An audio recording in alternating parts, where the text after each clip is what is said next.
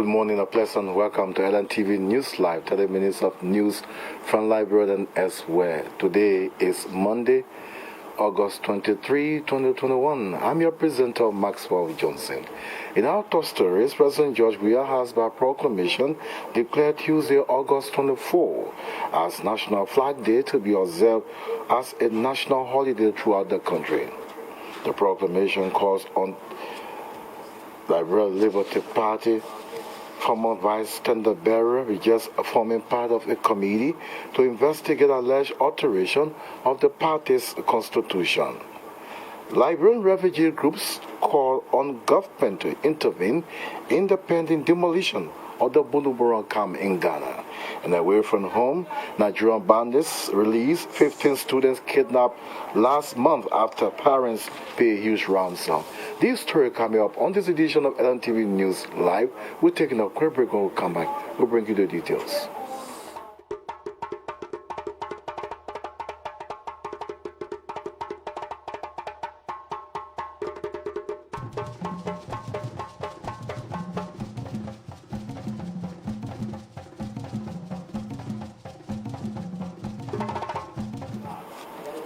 Welcome back to Lntv News. More than 5,000 former. To this story, firstly, President George Weah has by proclamation declared Tuesday, August 24, as National Flag Day to be observed as a national holiday throughout the country. The proclamation calls on citizens and foreign residents to give prominence to the day by flying the national flag from residential homes and public buildings. According to Foreign Ministry release, government offices as well as public and business houses are to be closed during the observance of the day. The proclamation followed directs the Ministry of Education and related agencies to execute virtual programs in keeping with the COVID-19 health protocols. The proclamation is in consonance with an act of the legislature approved in October 1915, declaring the 24th day of August each year as National Flag Day. More than 5,000 former Liberian refugees in Ghana are reportedly living in fear following the pronouncement of a plan to demolish their homes beginning September 30 this year. Former Liberian refugees from Ghana are calling on the government of Liberia to intervene, stopping the demolition. The groups, including the Liberia Returnee Network, Bunuburan Veteran Association, and the Ministerial Council of Churches statement, was contained in a press statement read on their behalf by Taro Marshall. For our dismay, Ghana have chosen a path that contravene all those international protocols, even our own PMDC law, which constitutionally guarantees the fundamental rights of all refugees. Let us be reminded today, including the fearless chiefs of Gomoa East District, that these two sisters countries, Ghana and Liberia, got a tide beyond diplomatic relations within West Africa. In this light, we are appealing to the conscious mind of all that the plan September 30th, 2021 demolition exercise be put to a hold for the sake of peace and international protocol. With the above mentioned organizations, as that the Ghanaian government prevailed on the Gomoa district chiefs to extend the time stipulated for the demolitions. The former Vice Standard Bearer of the Liberty Party, Harrison Kawye, has rejected a request from Senator Yomli Kanga Lawrence to serve on the Special Committee of Inquiry. Senator Lawrence, as political leader of the Liberty Party, appointed several individuals, including Mr. Kawye, to investigate allegations of alterations and procedural breaches of the party's constitution. But in a letter addressed to the Liberty Party political leader, Mr. Kawye said the party has a claim, petitions, and investigation committee that can investigate the matter. The former Liberty Party Vice Standard Bearer also said he declined because Senator Lawrence is a party to the allegation and therefore would not qualify to constitute a committee to investigate such complaint. According to him, it would be unnecessary for him as a member of the National Advisory Council to form part of such committee because it is a council that reviews the works of all committees of the party. If you have not taken your second dose of the AstraZeneca vaccine, now get prepared for the second dose that has arrived in Liberia. It arrived over the weekend via the Rabos International Airport following the donation by the government of France to Liberia. At the turnover ceremony, France Embassy acting head of mission in Liberia, Hodges Nage, explains the processes leading to the arrival of the vaccine and its significance. I see this as another illustration of the close ties between our two countries. First of all, I would like to commend all the staff of the Liberian health system, doctors, nurses, logisticians, lab technicians, who, at the risk of their own health, continue to fight against the pandemic and who are working now on vaccination. I would also like to congratulate all the COVAX partners, WHO, UNICEF, World Bank, for their involvement in the fight against this pandemic and for universal access to vaccine. It is also an opportunity for me to once again commend the management by the Liberian authorities of this pandemic under the authority of President Dr. George Mani Weah. Liberian health system can be proud of its action under your leadership, Mrs. Minister. And I'm sure will continue its efforts to protect population through an efficient vaccination campaign. Therefore, if the supply of vaccine is not a challenge, how to get people to be vaccinated remains our main concerns. The challenge is to address vaccine hesitancy in the population and to work hard in convincing the public to get vaccinated as one of the surest and fastest way out of this pandemic. In remarks, Health Minister Dr. William Nanjala did not only shower the French government with praises, but called on Liberians who took the first dose of the AstraZeneca vaccines to turn up and take the second dose. Today is another great day in the Republic of Liberia. First of all, let me give thanks and praises to God because He has brought us here thus far. Also, we want to thank the French government for this generous donation.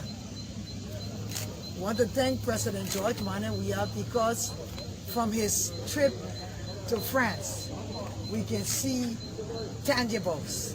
We saw all of the test kits that came in that we are using, and now we have seen our long-awaited vaccines arrive. For me, they saved my life. At the same time, health authorities have released a revised version of the COVID-19 health protocols. The new measures were released Friday by Health Minister Dr. William Nanjala. All institutes of higher learning and places of worship should strictly follow the health protocol that they've been following. Don't fill the church. Make sure that you skip benches and follow all of the health protocols. Indoor gathering involving up to 20 persons are permitted provided the attendees follow the health protocol listed in number 2. Outdoor gatherings are encouraged at no more than 50% capacity, provided those attending follow the health protocol. So you're wearing your mask.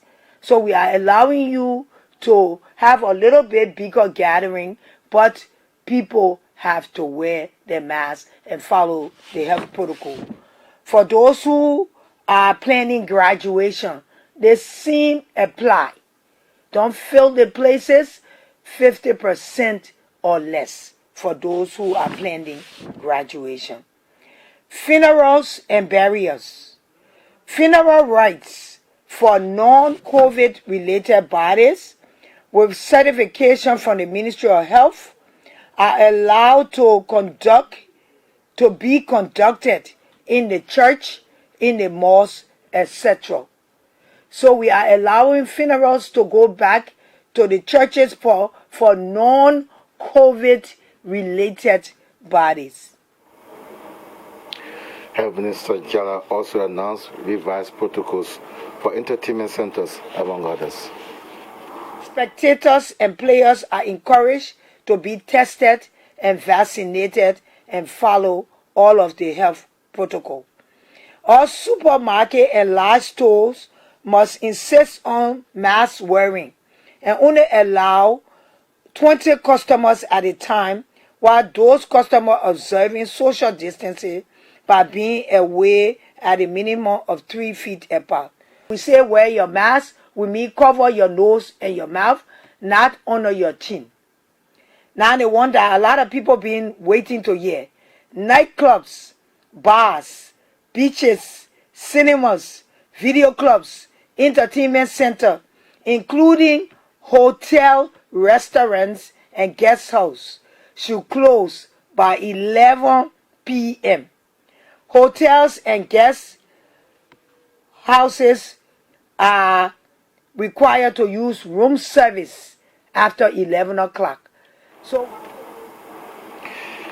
health workers have been hailed for their sacrifices in the fight against COVID-19 in the country. USAID Mission Director Jim Wright said Liberia has made significant strides in the fight against the virus. He made a comment during his visit to the Redemption Hospital in Nurkut on Friday. Interested in learning about what you've been able to do and overall the situation at Redemption Hospital. I first of all want to congratulate you and your staff for certainly for all the work you've done on vaccinating against coronavirus and all the other care that you provide. Equally, thanking all of the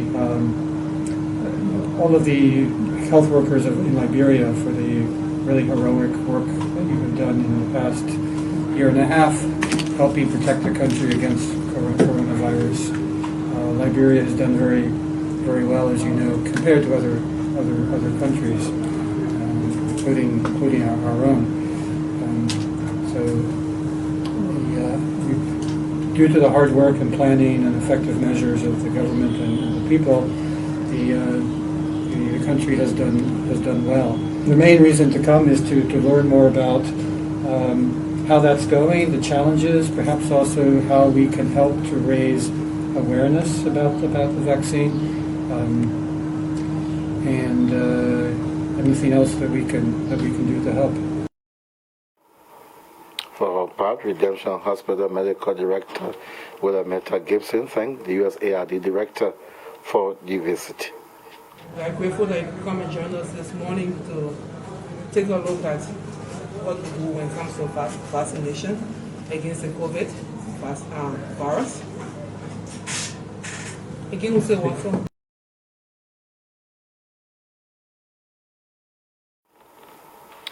Indeed, if you just joined us, a reminder to watching Lntv News Live, 30 minutes of news from Liberia and elsewhere. My name is Maxwell Johnson. In our top stories, President George Weah, by proclamation, declares Tuesday National Flag Day to be observed throughout the country as a national holiday. Liberty Party former vice tender bearer, we just forming part of a committee to investigate alleged alteration of the party's constitution. Liberian refugee groups called on government to intervene in the pending demolition of the Bujumbura camp in Ghana. And away from home, Nigerian bandits released 15 students kidnapped last month after parents pay a huge ransom. We're taking a break and we'll come back and bring you the rest of the story.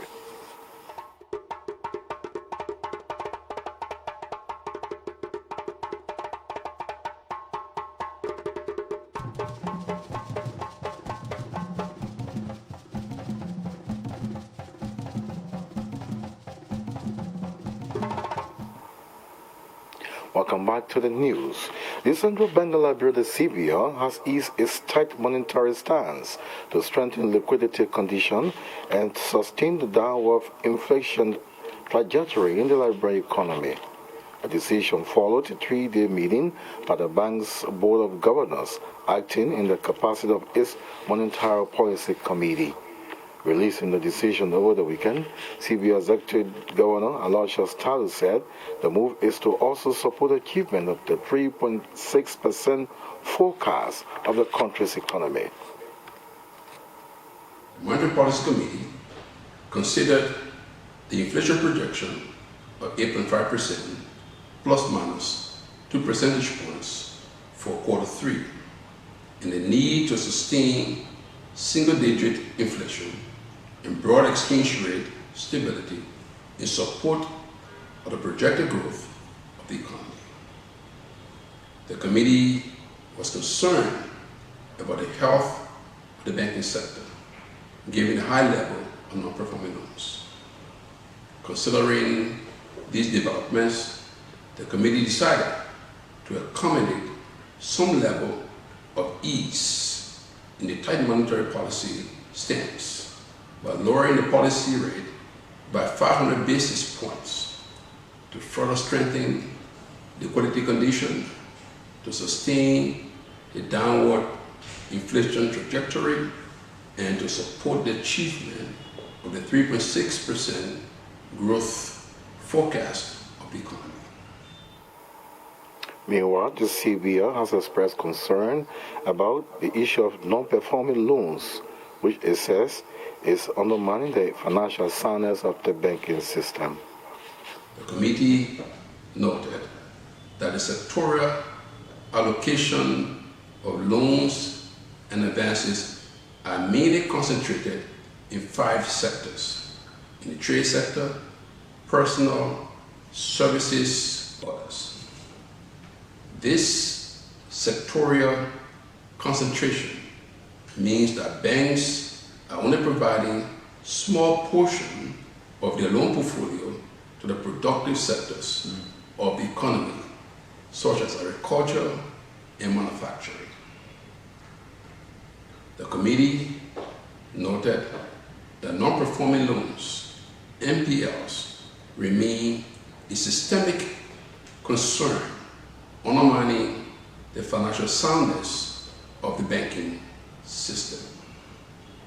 Total non-performing loans reported for the reporting period accounted for 22.3% or $16.83 billion Liberian dollars of the total loans. 6 of the 9 banks reported NPL ratio above the tolerable limit of 10%, while 3 banks were compliant. While a large portion of the non-performing loans and advances are secured with tangible collaterals, the slump in the real estate market and the perennial difficulties in foreclosure procedures continue to deprive the banking system of the much-needed funds and thus posing significant financial stability risk. The Liberian contingent with the United Nations peacekeeping mission in Mali has made significant gains in its operations in that West African country. It followed the promotion of the Liberian contingent from the camp security to base security, escorts of VIPs and UN personnel. Armed Forces of Liberia Deputy Chief of Staff, General Geraldine George, said those elevations are results of high-level professionalism AFL troops continue to demonstrate at the UN mission in Mali. She made a disclosure Thursday at MICA's regular press briefing in Monrovia. In 2013, AFL was deployed into Mali mission, and we were deployed with 45 personnel. Today we have a company plus size in Mali. Based on our contribution to Mali, the UN has keep asking us to increase our strength. Today our mission has changed from just camp security to base security, escorts of VIPs and UN personnel. We have 14 military staff officers in Mali. We have 4 military observers in Sudan, both South Sudan and Sudan. And as I speak today, UN is still asking us to increase our strength in Mali due to the professionalism of the contingent that is assigned in Timbuktu. Additionally, the U.S. government has increased its AFL budget to international military education, that is the INP. We used to have like sometimes 5, 6 slots, but today we have a lot of slots for all AFL personnel from the least men in the armed forces of Liberia to the highest person in the armed forces of Liberia. A few weeks ago, we went to the U.S. to monitor the Northern Strike exercise that was being conducted by the United States of America. And this exercise, at first, we used to go only as observers, but as of this year, we started participating into the Northern Strike. Women organizations in Bomi County have committed themselves to forest conservation and proper land governance in the country. The women made their commitment during the one-day knowledge sharing and capacity building training facilitated at the Rural Integrated Center for Community Empowerment, RISE. RISE Program Manager Rennie Gibson provided practical examples how women advocacy can bring change in forest management. We say because women also got interest in the forest and they are the one who can even use it more. Even when it comes to deforestation, you can't leave the people who damage it and discuss it behind their back. Women are also, contributing to the deforestation of the forest in a way that because they use it. And so if they are not educated and they don't know what to do, then it means the message about forest conservation will not go anywhere. Because the people who mostly using it, you lead them one side and you go discuss it, what kind of message you giving them? So today we are saying now that women should be included in the decision-making process that has to do with the land, with the forest, because they are major stakeholders. The forest is important to them. And so you should not leave them behind. That is one of the women called fostering gender just forest conservation and land governance in Liberia. On behalf of the participants, Mafa Fule said the workshop helped to enhance women's knowledge on their rights regarding governance and ownership in the forest land and land sector. There are issues in our society today that we women have been affected of. But because we don't have the power, we don't have the strength to fight our own way, so we are being just left alone. Like the issue of rape, like the one we just explained a few times in our center. Today, we mean not that maybe they don't want to move, but what will come over it if they should even stand. Sometimes you fight, get to a level where you were expecting to see justice. It turned the other way. So areas we get there for now. They will say, they think that money based there, then you gotta get small thing on you. And not everybody get the money. So the Ministry of Transport has embarked on COVID-19 awareness in Monrovia and past adjacent As part of the exercise, the ministry has donated several COVID-19 prevention materials to motorcycle and tricycle unions. Samuel Wanasu presented the items to the cyclists Thursday. To our all-important turnover ceremony at the relation with the COVID-19 awareness material, and that is sensitization with respect to driver education and COVID-19. Turnover ceremony of disinfectant and the hand washing machine, that which came through the sector ministry with respect to the Road Safety Secretariat and the head of the institution, that is Honorable Blue, thought it wise that not just only about vehicle roadworthiness, not only about road safety issue, but equally so, we are making this awareness as it relates to COVID-19. Meanwhile, the cyclists lauded the ministry for the gesture and called on others to follow suit. Carry out to talk to the donors, to add on more nose mark, because the few they gave us, we will distribute to the few riders that we had, and other people will request, and it will cause some problem for us as authority, because it will almost be like pick and choose, because they didn't want to 2 person and if you want to pull out. And we also ask them really conduct no workshop for us. We are always fitting in the process. Thank you. And away from home now, Nigerian officials say bandits have released 15 more students kidnapped last month from the Baptist school in the northwest of the country. The school administrator, Reverend John Hayab, told Reuters news agency on Sunday that parents had raised and paid an undisclosed ransom to free the students, who were among more than 100 taken on July 5 from the Bethel Baptist High School. He said the students would be handed over to their parents.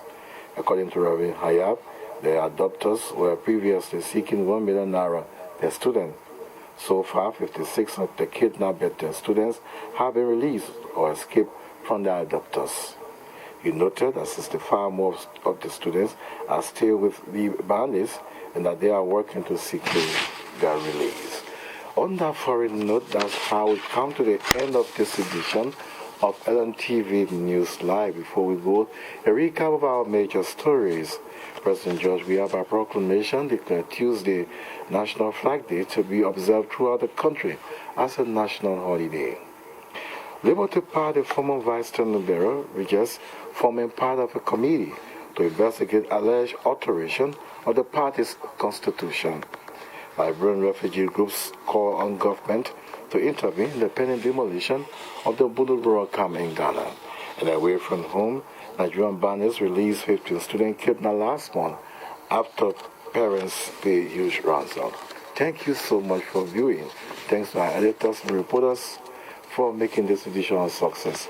Join our updates at 12, 2 and 4. Better stay join us tonight at 8 p.m. for another round of news bulletin.